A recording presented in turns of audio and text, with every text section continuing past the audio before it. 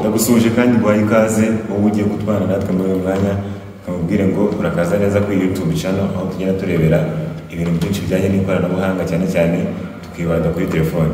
Nkamubwire ngo rero ugeze hano bwa mbere wakora subscribe kugira ngo ukomeze kubana natwe muri video tukugezaho, ndetse nkomeza kugushimira cyane wayikoze kabisa, asante sana. Hari ikibazo abantu benshi bamaze iminsi bambaza ukuntu wahindura icon ya app runaka muri telefone yawe.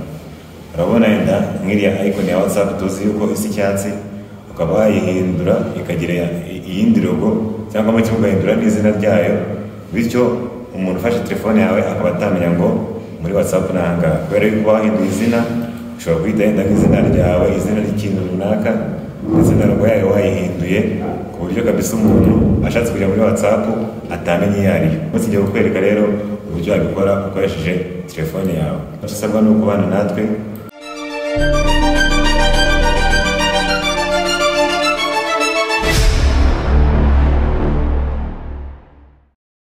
Okay, ngiye kukwereka ukuntu ugiye kubigenza. Ugiye kubanza hano muri Play Store. Ahangaha nurangiza searching app yitwa X Icon Changer. X Icon Changer. Dore ngiyi. Dore ngiyi uraza rero ukore install kugira ngo ibashe kuba yajya muri phone yawe. Ariko ngiye kubera ko noneho nayishyizemo irimo nyine, ndaza kujya kuri open, ntabwo najya kuri install ku nshuro ya kabiri. Numara kuinstalinga muri phone yawe urazita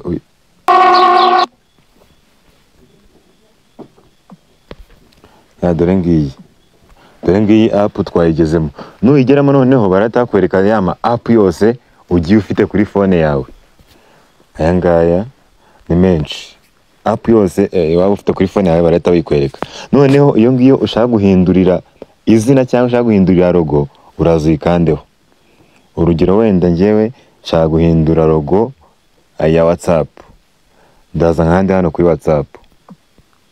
Urabona nuyikandaho ahangaha hasi barahita bakwereka mbere na mbere hano hari akaboruzi kameze nka penso.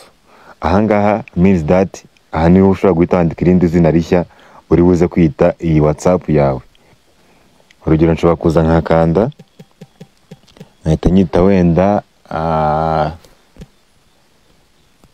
fast VPN. Uru ni urugero nyine.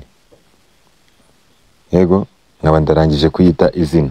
Noneho na hano mfite ama icon menshi bagiye banyereka. Bivuze ngo izino uruzi hasi, iyo nahitamo yose yahita isimbura nyine iyi logo ya WhatsApp wari uruzanga. Urugero urabona yuko nkanze nko kuri iyi ngiyi, dore nawe urabona yuko ihisi hajya, nakanda no kuri iyi like that. Bivuze ngo nshobora kuyisavinga imeze gutya, ifite iyi logo ya move uko miruzi, ifite n'izina rya Fast VPN, nyamara ari WhatsApp. Ku buryo kabisa umuntu yafata phone yanjye akaba atamenya ibyo ari byo, akaba yashaka WhatsApp neza neza akayibura kubera yuko wahinduye izina ryayo. None reka nkwereke yenda ushaka gushyiraho ifoto. In the case of this logo, ushaka kwishyira noneho ifoto yawe ukayigira ifoto nyine, ugashyira ifoto yo kuri app yawe. Yego, nabyo biroroshye nuko bigenda. Ushaka kuza hano muri kamera cyangwa muri gallery ugahitamo ifoto, nayo iyo uyikanzeho n'ubundi nayo ihitiza hano hari logo. Ubundi byose bimaze kuba uhituza hano kuri OK. Uhituza hano kuri ugakanda kuri OK. Ngo changing new icon. Ngira ngo urabona ko byahindutse.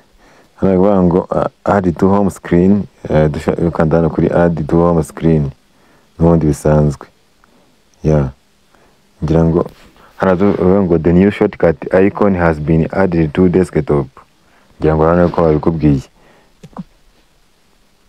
N'ikimenyimenyi dore ngiyi. Ngira ngo urayiruzi hano.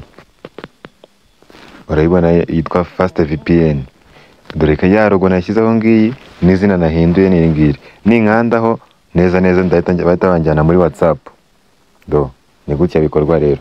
Ni ibintu byoroshye cyane kabisa, nawe wabigerageza. Reka ngushimire rero urebye iyi video, kamubwire ngo wakora subscribe niba utarayikoze kugira ngo ujye ukomeza kubona izindi video tugenda tukugezaho, ndetse nkomeza no kugushimira cyane iyo wayikoze umunsi ku wundi kabisa. Uzajya ukomeza kubona ibyo tugenda tukugezaho bitandukanye bijyanye n'ikoranabuhanga, ndetse nanakwibutsa yuko icyo ushaka ko twakwigisha wakwandika muri comments tukazakivugaho muri video y'ubutaha. Murakoze cyane, ciao ciao.